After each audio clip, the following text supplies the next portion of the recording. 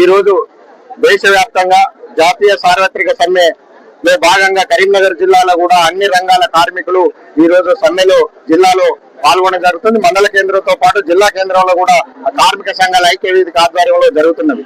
ముఖ్యంగా ఈ యొక్క సమ్మె ఏదైతే ప్రధానమైనటువంటి డిమాండ్ పోరాడి సాధించుకున్నటువంటి 29 కార్మిక చట్టాలను 4 లోబర్ కేర్లను చేసి కార్మికులను కట్టుబానిసలుగా చేయడం అనేది జరుగుతుంది. దాన్ని వెంటనే రద్దు చేయాలని సమ్మె చేస్తున్నాం. దాంతో పాటుగా రైతులకు విత్తనాలకు ఏదైతే ఉందో చట్టం కార్పొరేట్ సంస్థలకు అప్పగించడానికి విత్తన చట్టం తీసుకురావడం అనేది జరిగింది. ఆ చట్టాన్ని రద్దు చేయాలని, అట్లాగే విద్యుత్ సంస్కరణ బిల్లు ఏదైతే ఉందో దాన్ని దుర్మార్గంగా దాన్ని కూడా రద్దు చేయాలని ప్రధానమైనటువంటి 9 డిమాండ్లు పెట్టి ఈ రోజు మేము ఈ దేశవ్యాప్తంగా భాగంగానే మేము కరీంనగర్ జిల్లాలో దీన్ని సమ్మె చేస్తున్నాం. ఇప్పటికైనా కేంద్ర ప్రభుత్వం నువ్వు అనుసరిస్తున్నటువంటి కార్మిక ప్రజా వ్యతిరేక రైతు వ్యతిరేక విధానాలను కనుక నువ్వు అవలంబిస్తే పెద్ద ఎత్తున దేశవ్యాప్తంగా మేము సమ్మెను చేస్తాం. జిల్లాలో కూడా పెద్ద ఎత్తున సమ్మె చేయడానికి అనేక పోరాటాలు నిర్వహిస్తాం. వెంటనే దుర్మార్గమైనటువంటి చట్టాలను రద్దు చేయాలని డిమాండ్ చేస్తున్నాం ఐక్య వేదిక ద్వారా.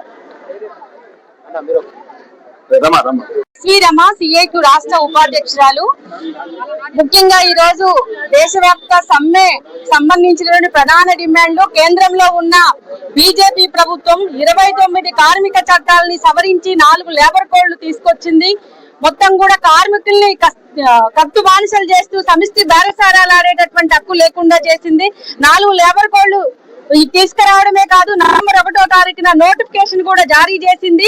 అది ఏప్రిల్ 1 నుంచి అమల్లోకి వస్తుందని చెప్పేసి, అంటే ఏదైతే బ్రిటిష్ నాటి కాలంలో పోరాడి సాధించుకున్నటువంటి కార్మిక చట్టాలని ఈ రోజు మొత్తం కూడా పెట్టుబడిదారులకి కార్పొరేట్లకి ఊడిగం చేసేలాగా మొత్తం మార్చివేసినటువంటి పరిస్థితి ఉంది.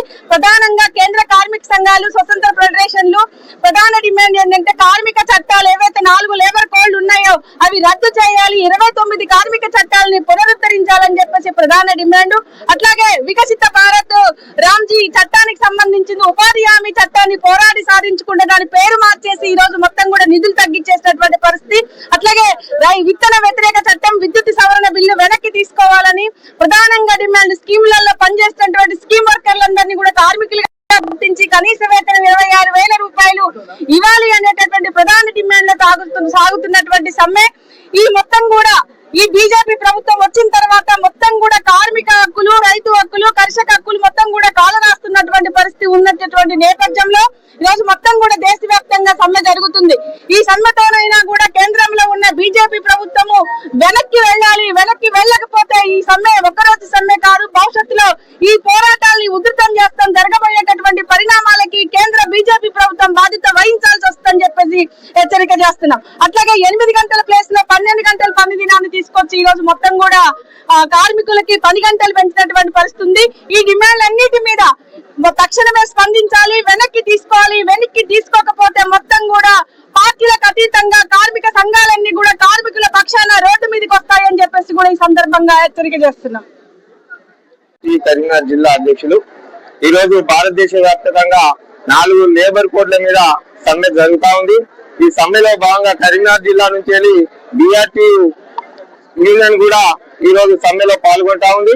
మరి బీజేపీ కేంద్ర ప్రభుత్వం ఇవాళ హిందూవాదం కింద హిందువులు అని చెప్పేసి భారతదేశంలో ఉన్నటువంటి దాదాపు 60 కోట్ల మంది కార్మికులను హిందూవాదం కింద తీసుకొచ్చి మరి హిందువుల పొట్టగొట్టి హిందువులు అయినటువంటి కార్మికులను, అణగారిన వర్గాలైనటువంటి కార్మికులను కార్పొరేట్ వ్యవస్థల కింద మరి ఉక్కుపావంగా పెట్టి ఈ వెనుకట 1936లో తీసుకొచ్చినటువంటి కార్మిక చట్టాలను ఇవాళ 29 కార్మిక చట్టాలను 4 లేబర్ కోడ్లుగా మార్చి కార్మికుల పొట్టగొట్టే విధంగా ఇలా కేంద్ర బీజేపీ ప్రభుత్వం ఈ చట్టాలను అమలు చేస్తా ఉంది.